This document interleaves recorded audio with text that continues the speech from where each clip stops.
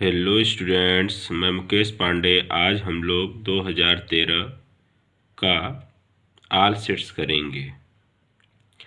आइए शुरू करते हैं पहले सेंटेंस से। He has 3 sons, he has to educate them. Simple sentence बनाना है इसका, तो इसे हम इन्फिनेटिव से सिंपल बनाएंगे। ही हैज़ 3 sons, उसके पास 3 बेटे हैं। टू एजुकेट, पढ़ाने के लिए। दूसरा सेंटेंस देखिए। He heard the news, he was glad. वह समाचार सुना, वह खुश हो गया। तो on hearing the news he was glad, समाचार सुनते ही वह खुश हो गया। यहाँ मैं प्रीपोजिशन के साथ जो जिरंड का मैं प्रयोग करके बनाया हूँ, आप इसे हियरिंग पार्टिसिपल से भी बना सकते हैं, प्रेजेंट पार्टिसिपल के through. He is poor, he is contented.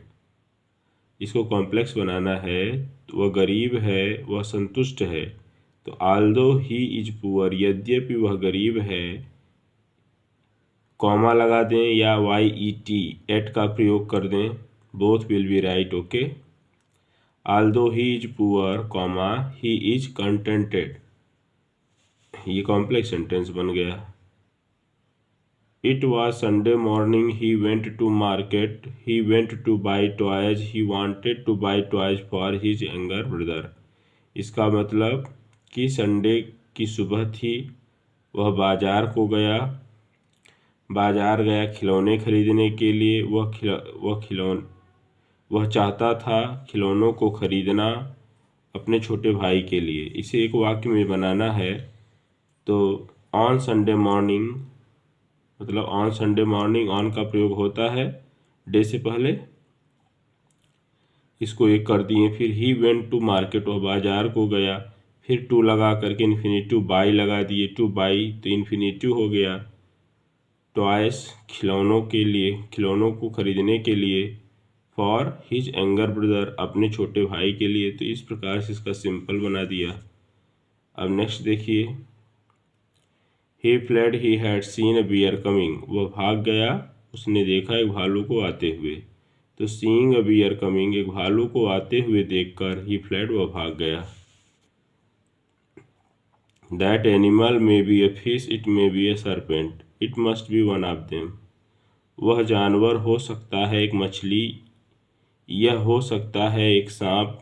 It must be one of them, वह उनमें से एक अवश्य ही होना चाहिए। तो उनमें से एक होना ही चाहिए। तो चलिए इसको हम कंपाउंड सेंटेंस बोला है बनाने के लिए। तो that animal is either a fish, वह जानवर है या तो एक मछली या तो एक सांप। अब इसका कोई मतलब ही नहीं है, क्योंकि उनमें से कोई एक ही है, तो एक बता दिया गया कि वह है। He is happy, he is poor. Complex, Aldous he is poor, यद्यपि वह गरीब है तो भी वह प्रसन्न है। अब देखिए, अगर आप यहाँ से शुरू कर रहे हैं तो आप आल्दो यहाँ लगाइए। कहने का मतलब है कि लगेगा ही इज पुअर के पहले ही। क्यों? क्योंकि यहीं पर इसका अर्थ क्लियर करेगा कि यद्यपि वह गरीब है। अगर मान लीजिए मैं कह दूँ यहाँ पर आल्दो ही इज हैप्पी, यद्यपि वह प्रसन्न है, वह गरीब है, तो तब ये अच्छा सेंटेंस नहीं बनेगा ना। तो ये थोड़ा अर्थ निकाल करके लगाइए आप कंजक्शन को, आपका हमेशा सही ही रहेगा। He is very poor, he can not by A flat.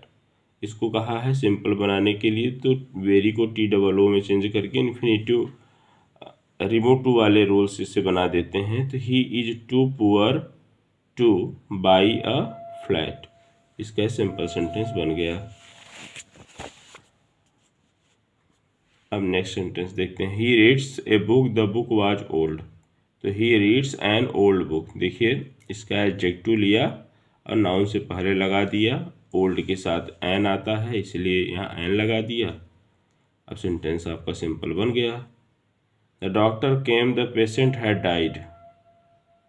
तो अब इसको कॉम्प्लेक्स बनाना है। द पेशेंट हैड डाइड, रोगी मर चुका था। Before the doctor came, doctor के आने से पहले। Next, the work was done we went back home. तो कैसे होगा? The work having been done.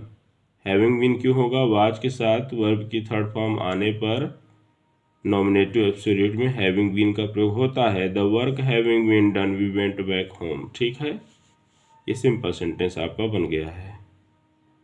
Where have you put my book tell me. Complex sentence बनाना है। Tell me where you have put my book. ठीक।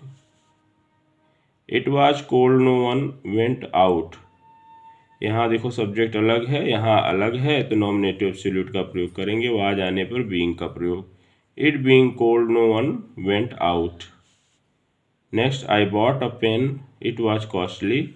तो वही adjective का प्रयोग करेंगे, नाउन से पहले बन जाएगा। I bought a costly pen. तो इसी के साथ मैं इस वीडियो को ओवर कर रहा हूँ। Thanks for watching this video.